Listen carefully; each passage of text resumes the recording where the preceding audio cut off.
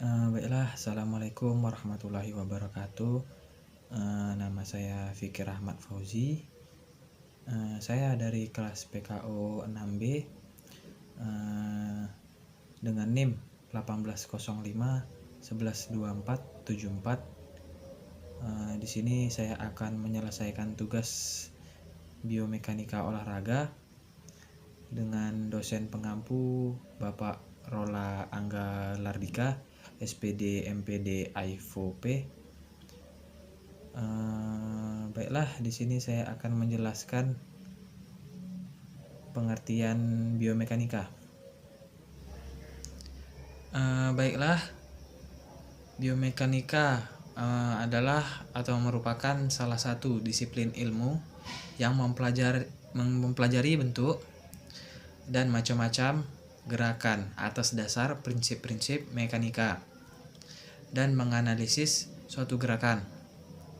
Menurut Debdiknas, biomekanika olahraga adalah hal yang berurusan dengan pengaruh daya hukum alam terhadap tubuh manusia selama aktivitas fisik berlangsung.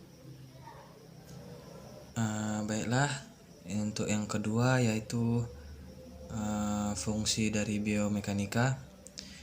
Baiklah, fungsi mempelajari biomekanika olahraga pada dasarnya hanya ada dua, yaitu meningkatkan performa dan mengurangi resiko cedera. Itu menurut Bartlett tahun 2007 dan menurut Knudsen tahun 2007.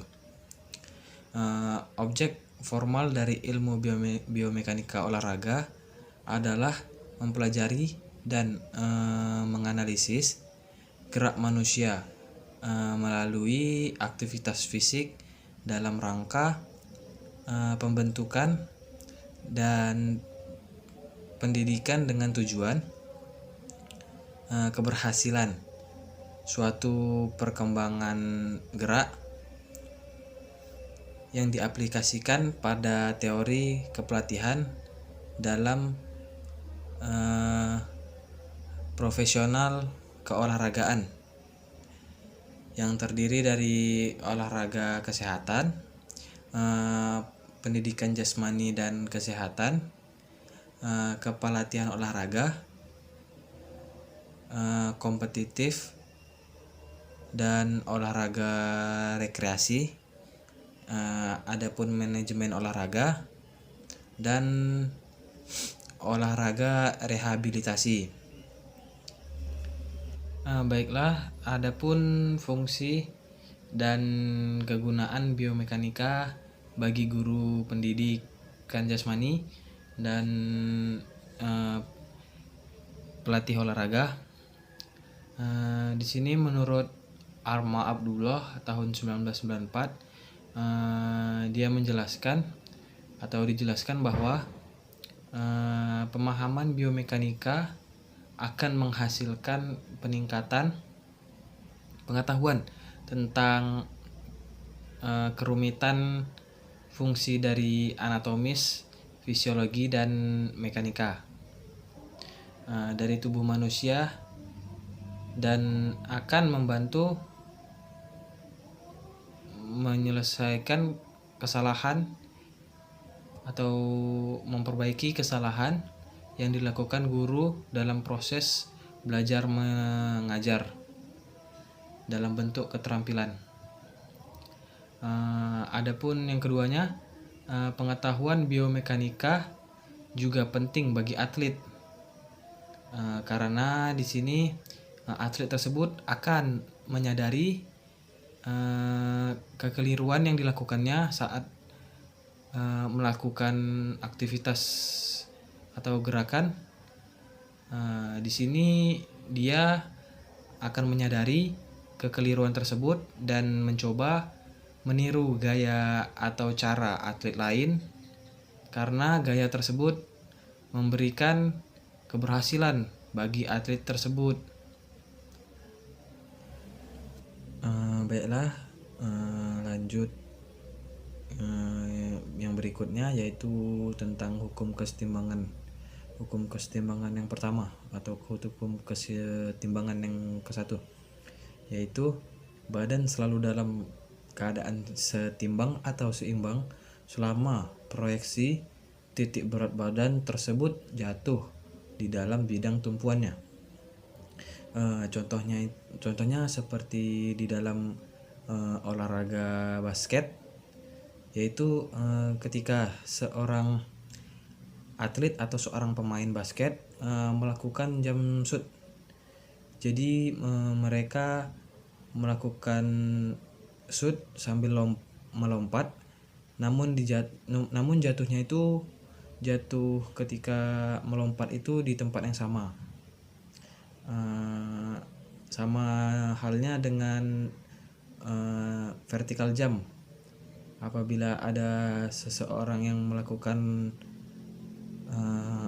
vertical jump, itu termasuk dalam hukum kesetimbangan yang pertama, yaitu ketika melakukan vertical jump mereka melakukan lompat ke atas dan jatuhnya itu di tempat yang sama. Baiklah, yang selanjutnya yaitu hukum kesetimbangan yang kedua, dimana penjelasannya yaitu stabilitas berbanding lurus dengan luas bidang tumpuannya. Di sini yang artinya semakin luas bidang tumpuannya atau pijakannya, maka semakin besar stabilitasnya. Begitu juga sebaliknya, apabila bidang tumpuannya semakin kecil, maka semakin kecil pula tingkat kestabilitasannya. Contohnya ini seperti olahraga bela diri. Kuda-kuda yang dilakukan seperti yang dilakukan oleh atlet silat. Di situ mereka bertumpu dengan tumpuan dengan bidang yang luas, sehingga kestabilan dari atlet tersebut semakin besar tingkat kestabilannya. Baiklah untuk hukum kesetimbangan ketiga selanjutnya, yaitu di sini dijelaskan bahwa stabilitas berbanding lurus dengan berat benda atau berat badan, yang artinya semakin berat badan seseorang, maka semakin besar pula tingkat kestabilitasannya. Dan begitu juga sebaliknya, semakin ringan atau semakin kecil berat badan seseorang, maka semakin kecil pula tingkat kestabilitasannya. Ya contohnya itu seperti olahraga softball, di mana seorang pelari yang akan lari ke base selanjutnya, ia akan memindahkan berat badannya ke kaki tumpuan yang di depan. Baiklah, selanjutnya ke hukum kesetimbangan yang keempat, di mana di sini penjelasannya stabilitas berbanding lurus dengan jarak horizontal dari titik berat badan terhadap sisi bidang tumpuan ke arah benda atau badan yang bergerak.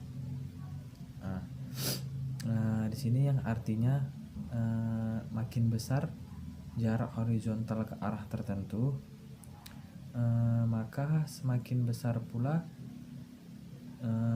tingkat kestabilitasannya ke arah tersebut.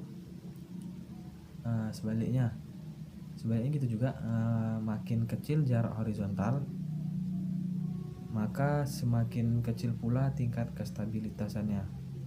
Contohnya itu seperti orang-orang yang sedang melakukan tarik tambang. Mereka itu membuat posisi sehingga bagian badan dan kepala mereka itu condong ke arah belakang, sedangkan kaki yang satunya itu dijulurkan jauh ke depan. Posisi tersebut menyebabkan titik berat bendanya atau titik berat badannya jauh dari kaki tumpuan yang di depan. Baiklah, yang selanjutnya yaitu hukum kestabilan yang kelima, di mana di sini dijelaskan bahwa stabilitas berbanding terbalik dengan jarak vertikal dari titik berat badan terhadap bidang alasnya. Di sini itu artinya semakin besar jarak vertikalnya, maka semakin kecil tingkat kestabilitasannya karena di sini berbanding terbalik.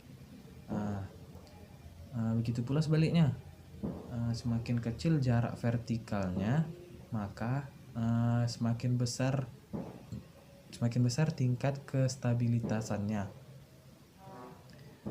Di sini contohnya itu seperti olahraga gulat, di mana lawan yang dibanting atau dibalik selalu berusaha agar badannya itu rapat ke arah matras, sehingga jarak vertikal menjadi sekecil-kecilnya. Jarak vertikal yang kecil itu berarti tingkat kestabilitasannya semakin besar. Mungkin sekian yang bisa saya sampaikan dari materi yang telah diberikan. Lebih dan kurangnya saya mohon maaf. Saya akhiri dengan wabillahi taufik wa hidayah. Wassalamualaikum warahmatullahi wabarakatuh.